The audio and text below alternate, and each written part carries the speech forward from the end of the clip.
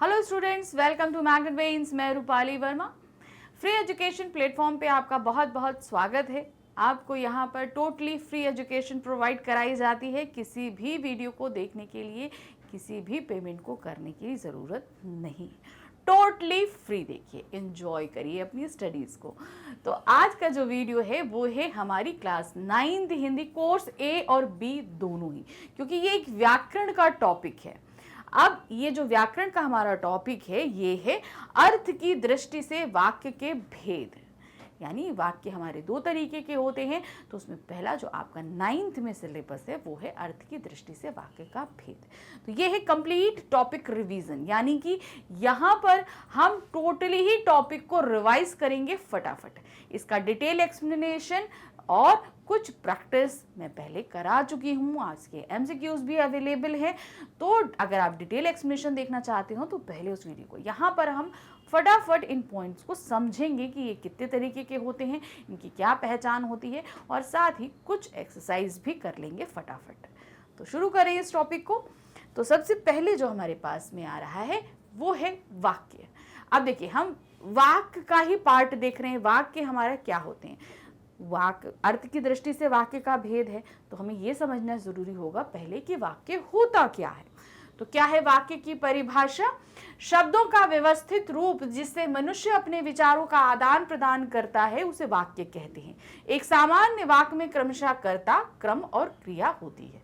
अब क्या होता है, हम अपने मन की बात जब दूसरे तक पहुंचाते हैं, और तो जाहिर सी बात है उसे हम सुव्यवस्थित ढंग से करेंगे। यानी कि शब्दों को हम जब तक सही जगह इस्तेमाल नहीं करेंगे तब तक एक प्रॉपर वाक्य नहीं बनता। और जब प्रॉपर वाक्य बन जाता है तब हम अपने मन की बात हम दूसरे तक बोलते हैं। अब ये ध्यान रखिए, इंग्लिश हो, हिंदी हो, फ्रेंच हो, कुछ भी हो, उसका एक प्रॉपर मेथड होता है सेंटेंस को बनाने का। और हर वर्ड्स को जब तक हम सही जगह नहीं रखते तब तक एक प्रॉपर सेंटेंस नहीं बनता, और जब वो बन जाता है तभी हम दूसरे तक पहुंचाते हैं। अब आते हैं हिंदी में, जब हम वाक्य बनाते हैं तो उसका एक पूरी तरीके से प्रोसीजर होता है। उसमें हमें सबसे पहले क्रमशः, यानी कि पहले कर्म में हमारे पास कर्ता रहता है, फिर जो है कर्म आता है, फिर क्रिया आती है। जैसे हम बोलेंगे मोहन चाय पी रहा है, तो यहाँ पर मोहन क्या है, कर्ता है आपका, चाय जो है कर्म है, पीना क्रिया है। सिंपल सा है, पहले कर्ता, कर्म, फिर क्रिया, तभी तो हम वाक्य बोलेंगे और दूसरे तक चीज को सही तक पहुंचा पाएंगे। फिर आते हैं वाक्य के अंग। अब वाक्य के जो अंग होते हैं उनको समझिए। सामने है तो उसके कुछ चीजें होती ना, भाग होंगे, हमें कैसे हम समझेंगे क्या है उसमें। तो क्या है, जिन अवयवों को मिलाकर वाक्य की रचना होती है उन्हें वाक्य के अंग या घटक कहते हैं। वाक्य के अनिवार्य अंग हैं कर्ता एवं क्रिया। इनके बिना वाक्य संभव नहीं है। जैसे मीरा नाचेगी, मोहन गाएगा। अब वाक्य बन कैसे रहा है?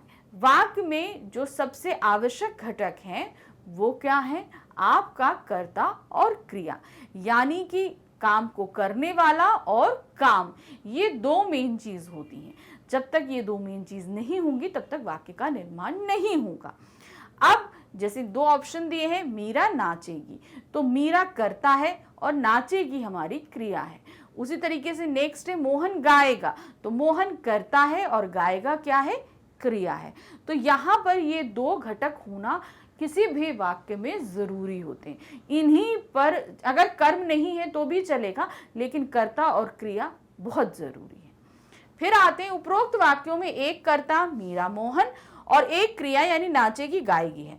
कर्ता और क्रिया पक्ष के अनुसार वाक्य के दो घटक होते हैं। समझ में हमने कहा ये दो इंपॉर्टेंट जो है पार्ट होते हैं जिनके बगैर हम वाक्य को निर्मित नहीं कर सकते हैं।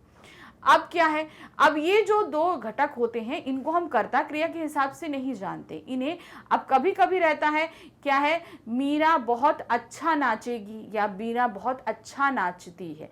तो अब सिर्फ कर्ता क्रिया नहीं है, इसके अलावा भी विशेषण लग जाते हैं, कारक लग जाते हैं, पूरा एक सेंटेंस बन जाता है। तो अब इन्हीं को हम क्या करते हैं, दो पार्ट्स में डिवाइड करते हैं। वाक्य को हम क्या, वाक्य के हमारे दो अंग होते हैं, अभी हमने बताया ना, कर्ता और क्रिया।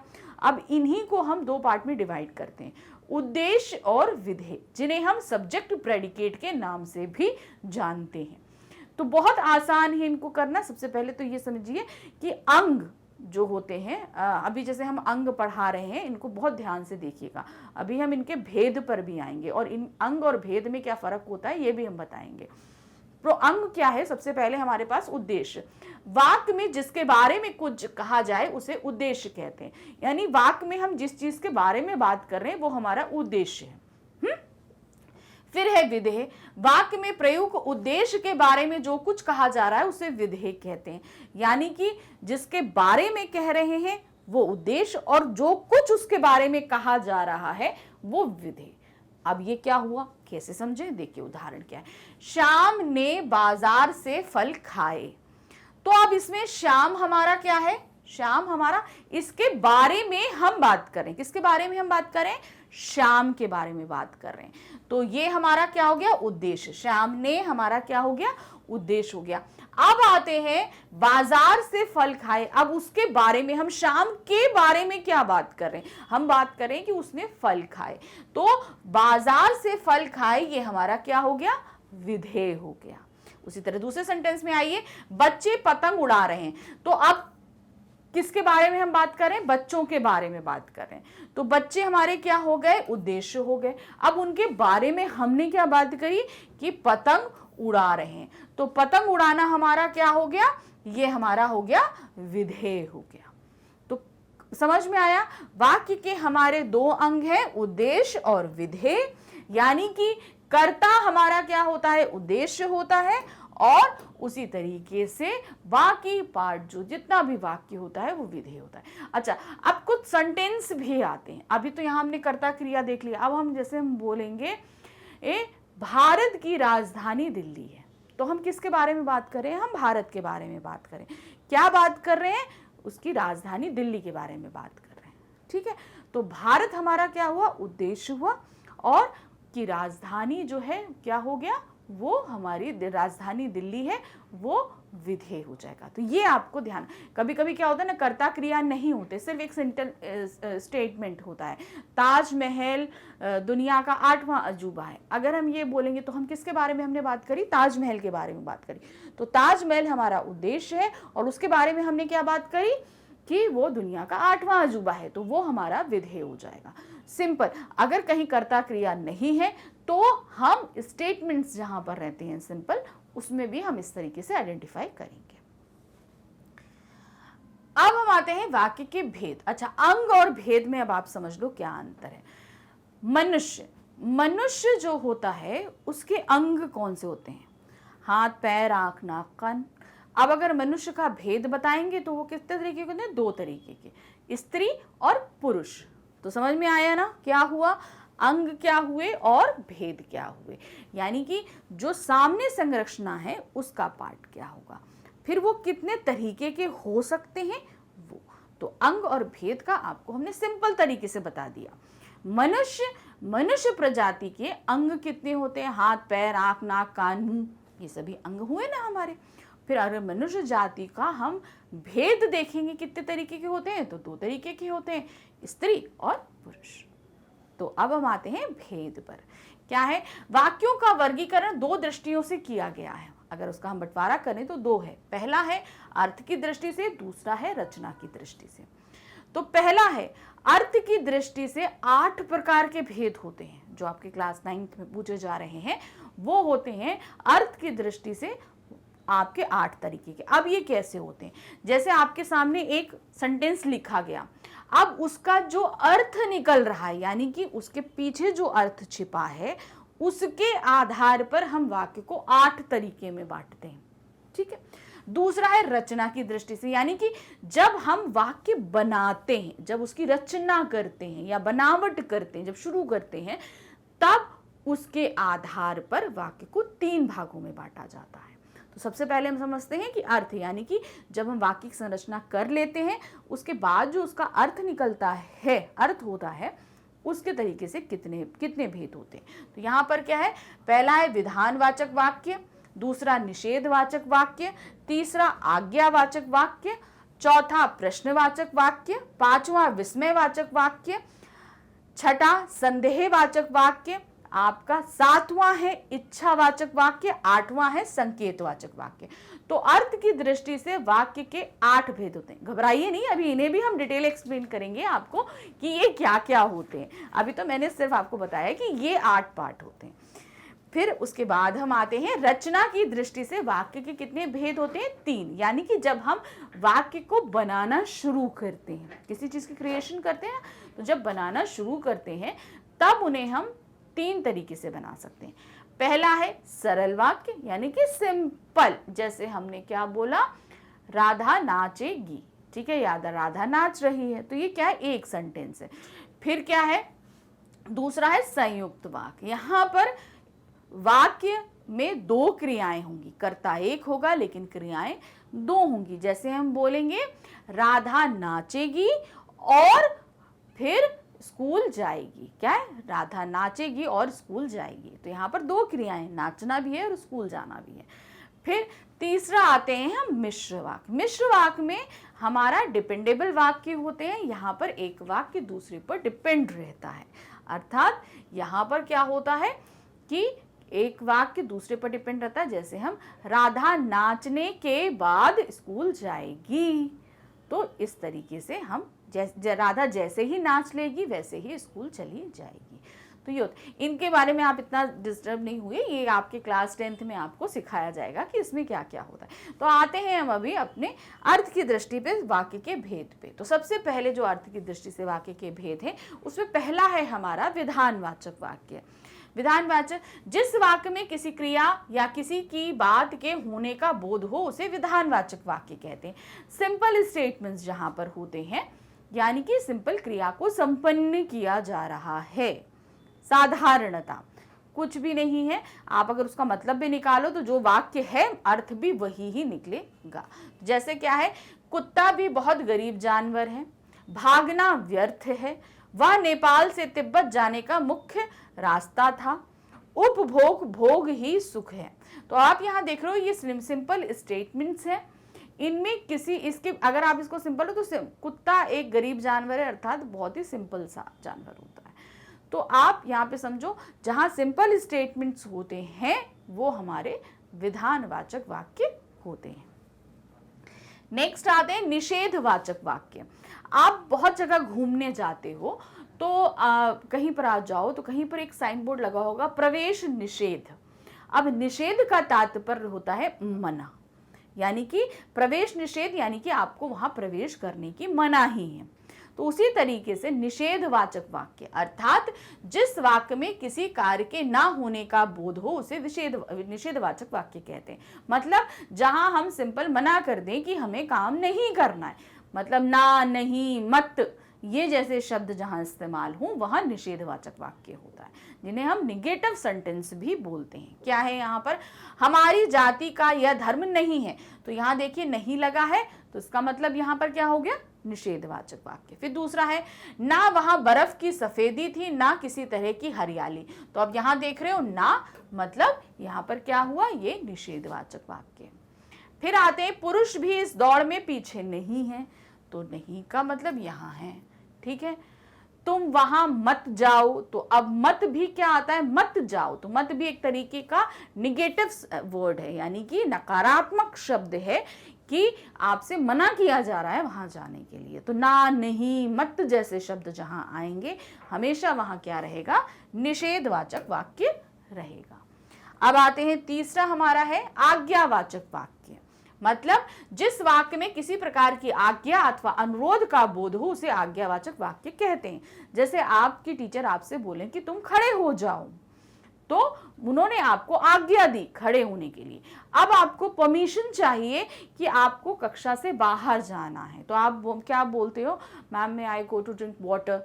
तो अब यहाँ पे आप उनसे रिक्वेस्ट कर रहे हो, क्या मैं पानी पीने के लिए बाहर जाऊं, तो आपने अनुरोध किया। तो ये दोनों ही तरह के सेंटेंस, जो टीचर ने आपको जो कमांड दी वो, और जो आप रिक्वेस्ट कर रहे हैं टीचर से, जो वो दोनों ही तरह की चीजें हमारी आज्ञावाचक वाक्य में आएंगी। यानी आज्ञा और अनुरोध दोनों ही चीजें हमारी आज्ञावाचक वाक्य के अंतर्गत आती हैं।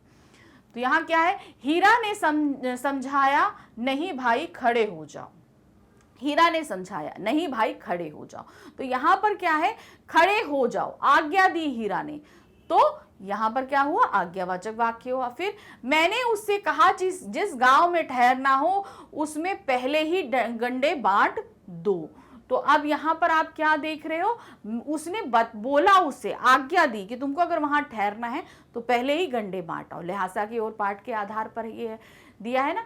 तो आप इस चीज को ध्यान से देखो, जहां आपको आज्ञा दी जा रही है या आप अनुरोध कर रहे हो, सिंपल, जैसे आपसे आपकी मम्मा बोलेंगी कि बाजार से जाओ फल खरीद लाओ, तो उन्होंने आपको आज्ञा दी है, तो आप बोलोगे मम्मा मैं थोड़ी देर के लिए बाहर खेल कर आऊं, तो अब आप ये मम्मा से रिक्वेस्ट कर रहे हो। तो उस कंडीशन में क्या हुआ, ये दोनों ही सेंटेंस आपके आज्ञावाचक वाक्य के अंतर्गत आएंगे। अब है आपका फोर्थ प्रश्नवाचक वाक्य, यानी कि आप क्या हो गया, यहां पर प्रश्न से ही पता चल रहा है कि क्वेश्चन आपसे पूछा जा रहा है, यानी कि जिस वाक्य में किसी प्रकार का प्रश्न करने का बोध होता है उसे प्रश्नवाचक वाक्य कहते हैं।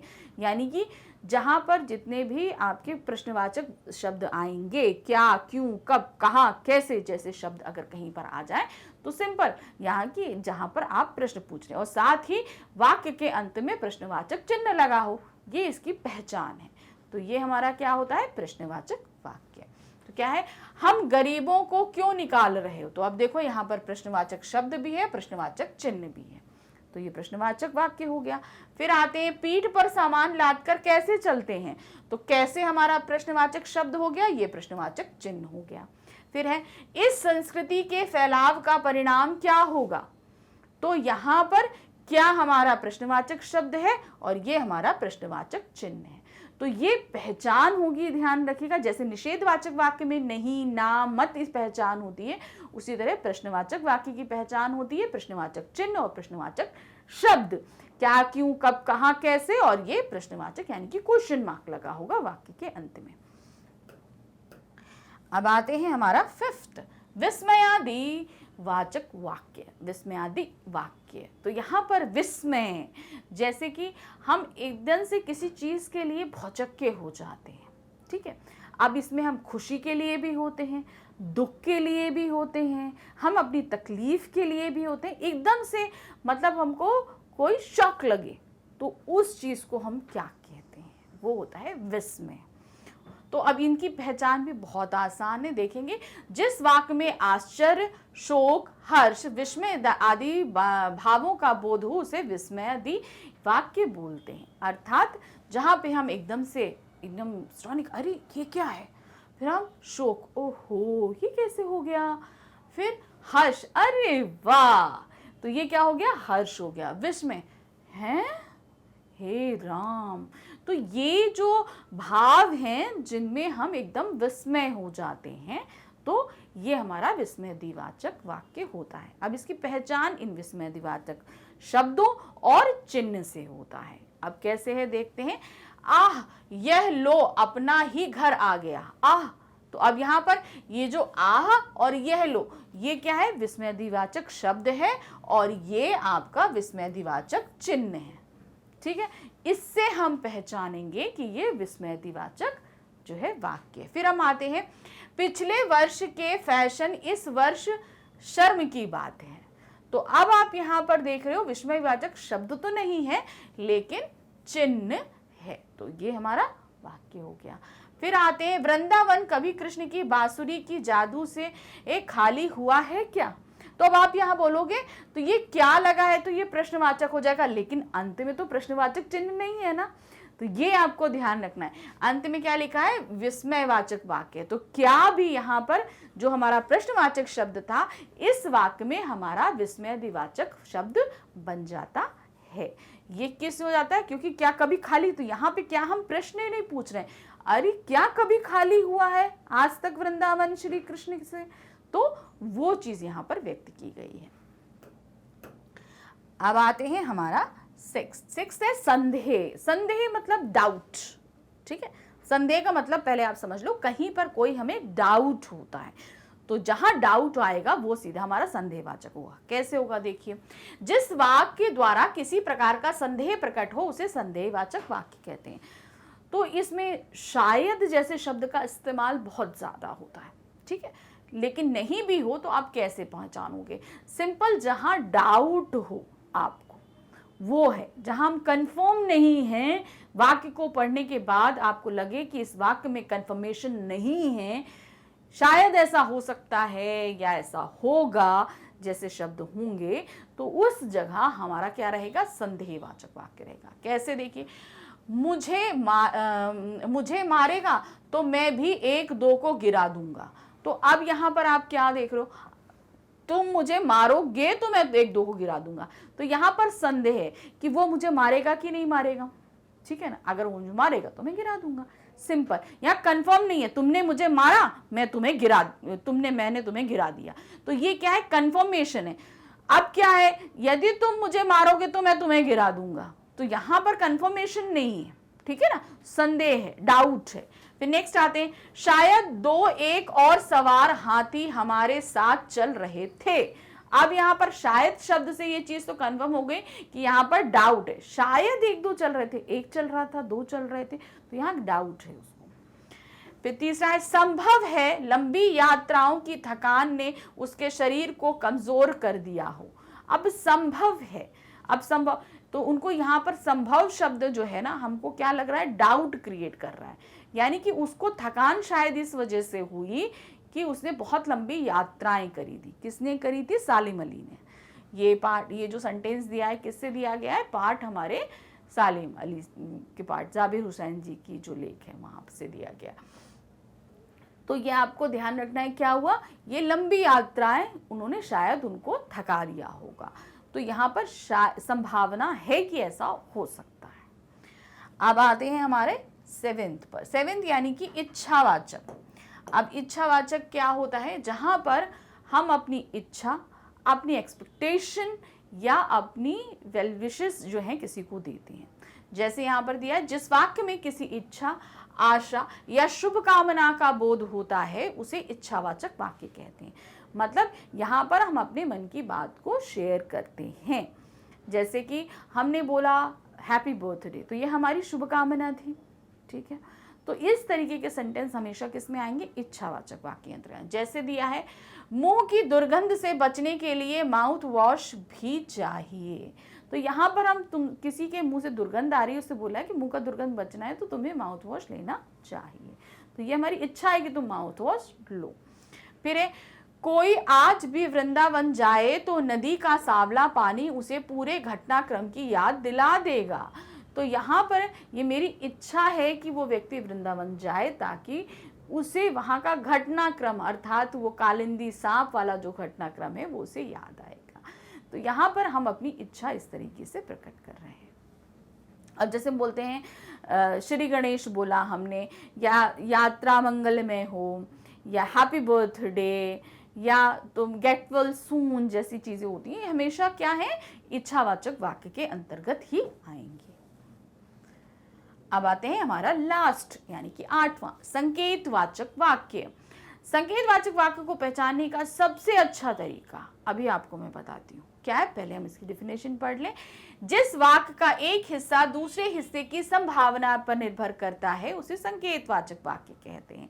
यानी कि एक वाक्य का जो कोई भी कार्य है वो दूसरे वाक्य पर डिपेंड करेगा। सिंपल, अभी तक हमने जितने भी सेंटेंस पढ़े हैं सब एक सिंपल सेंटेंस, एक एक वाक्य। यहाँ पर हमेशा 2 वाक्य रहेंगे और एक वाक्य दूसरे वाक्य पर डिपेंड रहेगा, याद रखिएगा। यानी एक वाक्य की क्रिया का होना दूसरे वाक्य की क्रिया पर निर्भर करता है। जैसे कैसे है? दोहरी मार पड़ेगी तो भाग खड़ा होगा। मतलब अब क्या है? उसका भागना किस पे डिपेंड कर रहा है? दोहरी मार पड़ने पर। तो इसकी क्रिया किस पे है? इस पे डिपेंड कर रही है। फिर दूसरा आते हैं, जब मैं जोर देने लगा तो वह और सुस्त पड़ गया। अब यहां पर क्या है? उसके सुस्त पड़ने की क्रिया किस पे डिपेंड करी? उसके जोर देने की क्रिया पर डिपेंड हो गई। फिर है, जैसे जैसे दिखावे की संस्कृति फैलेगी वैसे वैसे सामाजिक अशांति बढ़ेगी। अब सामाजिक अशांति बढ़ने का जो क्रिया है वो किस पे डिपेंड कर रही है? वो क्या कहते हैं, आपके दिखावे की संस्कृति के ऊपर डिपेंड कर रही है। ठीक है, अब इसका सिंपल वार, जैसा बोगे वैसा काटोगे, जैसी करनी वैसी भरनी। ठीक है, तो ये हमारे वाक्य क्या होते हैं, संकेत, जहां पर एक की क्रिया दूसरे पर डिपेंड रहती है। ये ध्यान रखिएगा, एक की क्रिया हमेशा दूसरे वाक्य की क्रिया पर डिपेंड रहेगी।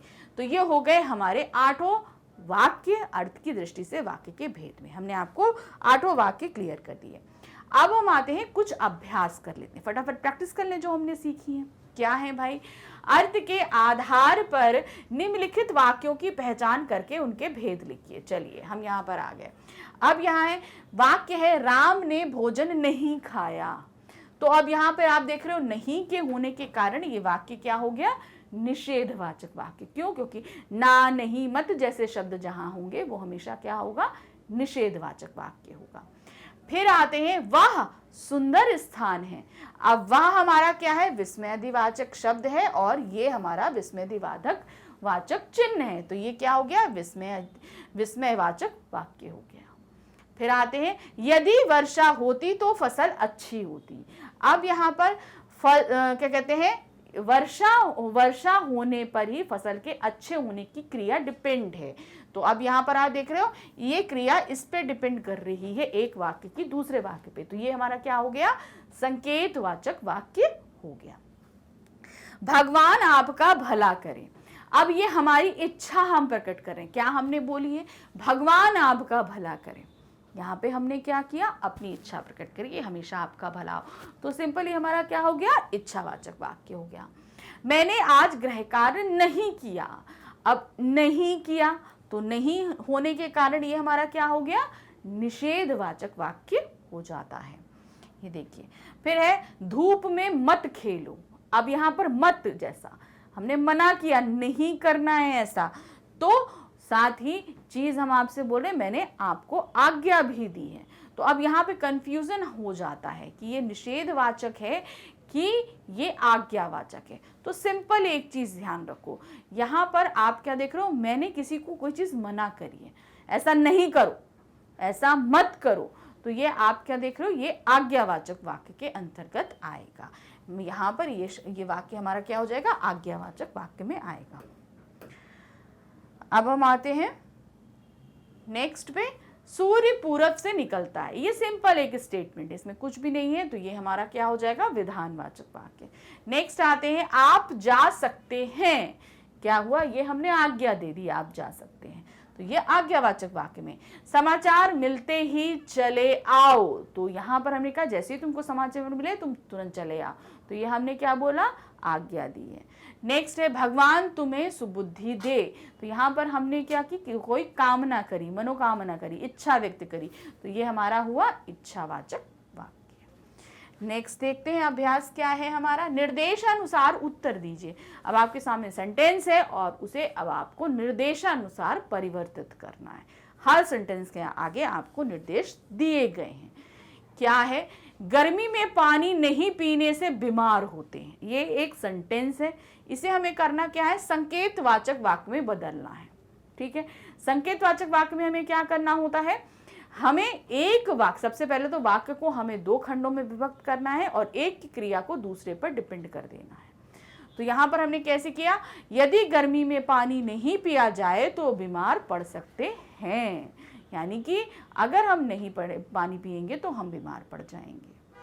फिर आते हैं, क्या आपने मेरी कॉपी लौटा दी। अब ये एक प्रश्नवाचक वाक्य है, इसे क्या करना है, विधानवाचक वाक्य में बदलना है, सिंपल स्टेटमेंट में बदलना है, यानी क्या हटाना है और साथ ही प्रश्नवाचक चिन्ह भी हटाना है। आपने मेरी कॉपी लौटा दी, सिंपल। फिर आते हैं, कपड़े अलमारी में रखें। ये एक सिंपल हम देख रहे हैं विधानवाचक वाक्य है, इसे आज्ञावाचक वाक्य में बदलना है। तो अब इसे क्या करेंगे, तो हमने कैसे बदला, देखो कपड़े अलमारी में रखे हैं, हमने इसको क्या किया, आज्ञावाचक वाक्य, तुम देखो अलमारी में रखे हुए हैं। आगे देखते हैं, नेक्स्ट है हमारा 4th, प्रधानमंत्री कल अपना वक्तव्य देंगे। तो अब यहाँ पे आप देख रहे हो सिंपल क्या है, ये एक विधानवाचक वाक्य है, इसे प्रश्नवाचक वाक्य में बदलना है। तो हमें एक प्रश्नवाचक चिन्ह भी जोड़ना है और शब्द भी जोड़ना है।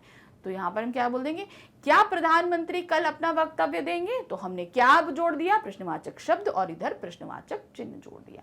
तो सिंपल हमारा ये क्या बन गया, प्रश्नवाचक शब्द वाक्य बन गया। फिर है लड़के अच्छा काम कर रहे हैं, विधानवाचक वाक्य है, इसे बदलना किसमें, विस्मयवाचक वाक्य में बदलना है। अब यहाँ पर हमें स्टॉनिक जैसे कुछ वर्ड्स को इस्तेमाल करना, साथ ही जो है विस्मयबोधक चिन्ह भी लगाना होगा। अरे लड़के अच्छा काम कर रहे हैं, अरे हमने यहाँ पर शब्द भी जोड़ दिया और वो जो है आपको ये देखिए चिन्ह भी जोड़ दिया। जोड़ने के बाद अरे लड़के अच्छा काम कर रहे हैं। फिर आते हैं प्रधानमंत्री ने लाल किले पर तिरंगा फहराया। तो यहाँ पर ये क्या है, विधानवाचक वाक्य है, इसे बदलना किसमें है, उद्देश्य एवं विधेय स्पष्ट करना। अच्छा, ये एक जो सिंपल आपका विधानवाचक वाक्य है, इसमें से हमें उद्देश्य और विधेय निकालना है। तो क्या है, आप देखो प्रधानमंत्री ने लाल किले पर तिरंगा फहराया। तो हम इस सेंटेंस में किसके बारे में बात कर रहे हैं, हम यहाँ पर बात करें प्रधानमंत्री जी के बारे में। तो प्रधानमंत्री जी क्या हो गए, हमारे उद्देश्य हो गए। तो क्या हुआ, प्रधानमंत्री ने हमारे उद्देश्य हैं, उसके बाद हम उनके बारे में जितना भी बात कर रहे हैं वो हमारा विधेय हो जाएगा। तो क्या है, लाल किले पर तिरंगा फहराया, ये हमारा विधेय हो जाएगा। अब आगे क्या चीज दी गई है, जैसे भी हो तुम अमृतसर पहुंचो। क्या है, जैसे भी हो तुम अमृतसर पहुंचो, ये एक आज्ञावाचक वाक्य है। देखिए ना दिया है ना, अर्थ की दृष्टि से वाक्य का भेद देखिए हमने बता दिया ना, आज्ञावाचक वाक्य, जैसे भी हो तुम तुरंत जो हो अमृतसर पहुंच जाओ, ये हम किसी से को आज्ञा दे रहे हैं। नेक्स्ट है मोहन रोज पढ़ने जाता है। अब ये जो वाक्य है आप देख रहे हो, मोहन रोज सिंपल विधानवाचक वाक्य है। अब हमें करना क्या है, आज्ञावाचक वाक्य में इसे बदलना है। किसमें बदलना है, आज्ञावाचक वाक्य में। मोहन तुम रोज पढ़ने जाओ, हमने उसको आज्ञा दी कि तुम रोज तुमको जाना है, ये हमने उसे आज्ञा प्रदान करी कि नहीं तुम्हें करना ही करना है। तो ये हमारा हो गया। तो मैंने इस तरीके से आपको पूरा चैप्टर, पूरा टॉपिक अच्छे से क्लियर किया और साथ ही साथ हमने फटाफट कुछ एक्सरसाइज भी कर ली। अब ये सारे जो टॉपिक हम करा रहे हैं आपको, ये मिलेंगे कहाँ, सिंपल है, इसके लिए आपको हमारे चैनल मैग्नेट ब्रेन्स पे आना होगा। जब आप यहाँ पर आओगे तो इस तरीके का जब आपको पेज ओपन होगा तो यहाँ पर आप देख रहे हैं CBSE K-12 इंग्लिश दिया है, आपको इसे क्लिक करना है। जैसे ही आप इसे क्लिक करेंगे आपके पास सारी क्लासेस आ जाएंगी सामने। अब आपको करना है कि अपनी क्लास सिलेक्ट करें, आप हैं क्लास 9th में, आप इसको सिलेक्ट करेंगे। जैसे ही 9 सिलेक्ट करेंगे, 9th में पढ़ाए जाने वाले सभी सब्जेक्ट्स आपके सामने आएंगे। जैसे हम अभी क्या पढ़ा रहे हैं, हम आपको ग्रामर पढ़ा रहे हैं 9th की, तो आप देख रहे हैं यहाँ पे क्लास 9th हिंदी ग्रामर, तो यहाँ पर वॉच नाउ लिखा है, आप इसे वॉच नाउ पे क्लिक कर देंगे। जैसे ही क्लिक करेंगे आपके सामने ग्रामर की पूरी प्लेलिस्ट होगी, सभी टॉपिक्स आपके सामने दिए हैं, उनको आप क्लिक करोगे, उसके अंदर फिर से कुछ लेक्चर्स आएंगे। कहने का मतलब डिटेल एक्सप्लेनेशन है, NCERT सॉल्यूशंस हैं आपके साथ में, सॉरी NCERT सॉल्यूशन कह रही हूँ, आपका डिटेल एक्सप्लेनेशन है, फिर MCQs हैं, फिर 1 शॉट रिवीजन है, आपके टेस्ट पेपर है, सभी कुछ आपके सामने दिया है। तो जो कुछ भी आपको देखना है उसे क्लिक करना है, क्लिक करते ही आपका वीडियो इस तरीके से स्टार्ट हो जाएगा। वीडियो देखिए, अपने सभी डाउट्स को क्लियर कीजिए। ध्यान रखिए व्याकरण के टॉपिक में एक भी डाउट्स मत रखिएगा, क्योंकि अगर MCQs बेस्ड कर क्वेश्चन कहीं पूछे जाते हैं तो एक भी डाउट आपके लिए खतरे का निशान हो सकता है। तो बहुत ही डिटेल के साथ हर एक चीज़ को समझिएगा। Thank you for watching, bye bye.